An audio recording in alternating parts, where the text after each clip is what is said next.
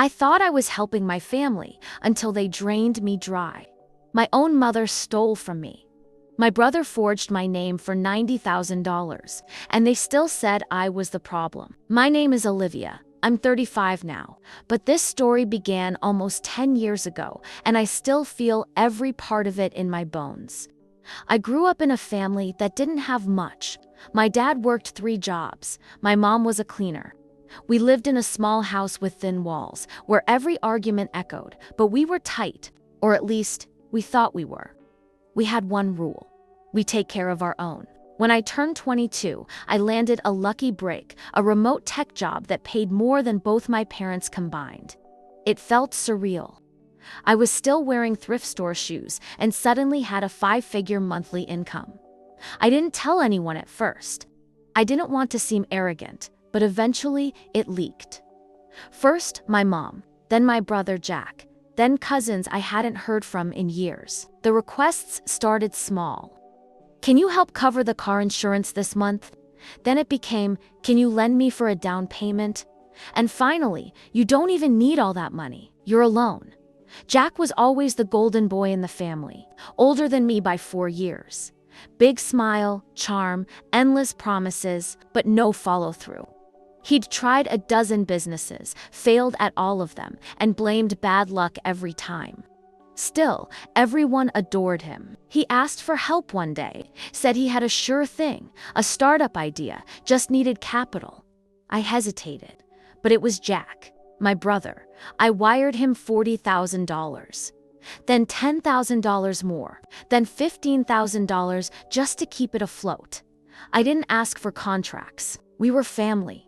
Months passed, no returns, no updates. I asked once he got defensive, said I didn't believe in him, said I was acting corporate. That word stuck with me.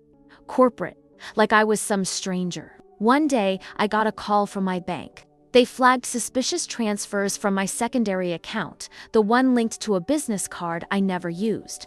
Over $12,000 had been withdrawn in small pieces. When I dug deeper, I saw the linked email. It was my mom's. At first, I thought it was a mistake. Maybe she used it for groceries. But no, I traced the payments. Luxury salon visits, a new watch, plane tickets to another country. I asked her, gently, what was going on. She said, and I quote, "You earn enough. What's the problem?" No apology, no explanation. She'd taken my card details from an old statement, and she wasn't even sorry. She said I owed it to the family. That night, I cried, not because of the money, but because I realized I wasn't part of a family anymore. I was a walking wallet. I shut off the cards, changed all my accounts. And then Jack showed up. He was furious, not sad, not regretful, furious. Said I was ruining everything. Said Mom was devastated. Said I was selfish. And then he threatened me. He said if I didn't keep helping, he'd tell the whole family lies about me, that I'd stolen from them, that I had a mental breakdown, that I was manipulative, greedy, and the worst part, I believed he'd do it. Because in our family, image mattered more than truth. So I made a plan. I let things cool down, played nice, said I was sorry, said I wanted to help. Meanwhile, I met with a lawyer, created paper trails, hired a private investigator, and found out something that changed everything. Jack had opened 3 credit lines in my name. Total debt over $90,000. He'd used my documents, my ID from an old email scan, even my signature, forged. He'd been doing it for 2 years. I could have had him arrested. Instead, I gave him a choice: pay it all back in monthly deposits or face legal charges. He laughed. Thought I was bluffing. Until a week later, when he got served, the family exploded. Mom called me a monster. My aunt blocked me. Cousins said I'd turned my back on blood. But I stood firm. For the first time in my life, I didn't fold. I let them hate me. Let them talk. Jack moved away. I haven't seen him in 3 years. I paid off the debt myself, just to clear my name. It took me 18 months. Quiet months, lonely ones, but honest. I live in a small place now. No fancy things, no shared accounts. I don't send money on holidays. I don't explain myself anymore. Sometimes I miss the idea of family, the dream of it, but I don't miss them. And if you're reading this thinking, I'd never let that happen to me, I hope you're right. But let me tell you one thing. The people closest to you know exactly where to cut deepest. And sometimes they don't even think it's wrong. Story number 2. My name is Mark. I'm 41 years old. For most of my life, I believed my childhood was normal. Not happy, not sad, just regular. 2 parents, a younger sister, a quiet house at the edge of town. My dad worked with tools. My mom stayed at home. We had dinner together every night. We never talked about emotions, but we functioned. I guess that counts. Our house had a basement, not a finished one. More like a dark, dusty space filled with old boxes, broken fans, and rusted tools. It was always locked.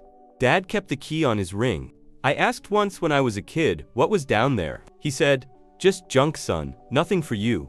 I believed him. Life moved on. I grew up, moved out at 19, bounced around jobs, never really settled, but I survived. My sister Rachel stayed closer. She lived only 10 minutes from our parents. After Dad died from a stroke when I was 33, I started visiting more often. Mom had gotten fragile. I felt guilty for staying away so long. One day, about a year after his death, Mom fell and broke her hip. She had to be taken to a care facility temporarily. Rachel was overwhelmed with her kids, so I said I'd stay at the house. Just for a while, clean things up, sort through Dad's old stuff. That's when the basement started calling to me, ... I don't know how else to say it. It wasn't about curiosity anymore. It was an itch, an ache. I'd pass that door every morning and feel like something behind it was watching me, waiting. I asked Rachel if she had the key. She didn't. Mom was barely coherent most days. But then, one afternoon while cleaning out Dad's closet, I found an envelope taped under a drawer. Inside was a small brass key and a note with only one sentence. "Don't open it unless you're ready to hate me." My heart stopped. That was his handwriting. I waited 3 days, walked past the door every hour, thought about burning the key, thought about locking it in my glove box and forgetting it forever, but I opened the door. The smell hit first, damp air, old wood, faintly metallic, like a memory of blood. I went down slowly, flashlight in hand. It wasn't what I expected. There weren't boxes or junk or broken machines.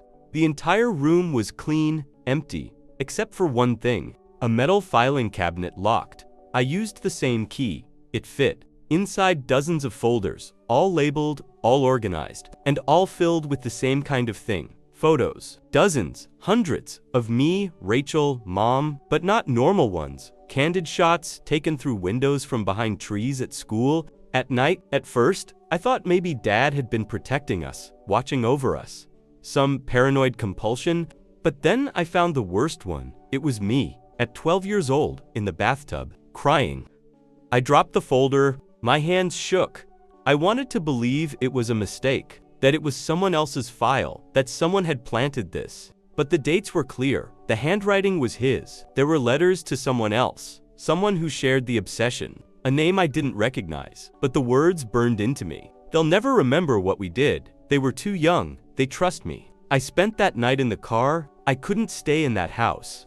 Rachel didn't believe me at first. Not until I showed her the cabinet. She broke down, started remembering things to strange moments, fear she couldn't explain, sudden flashes. We never confronted Mom. What would we even say? Did you know the man you married was a monster? Maybe she did, maybe she didn't. We burned everything, every photo, every folder, every folder.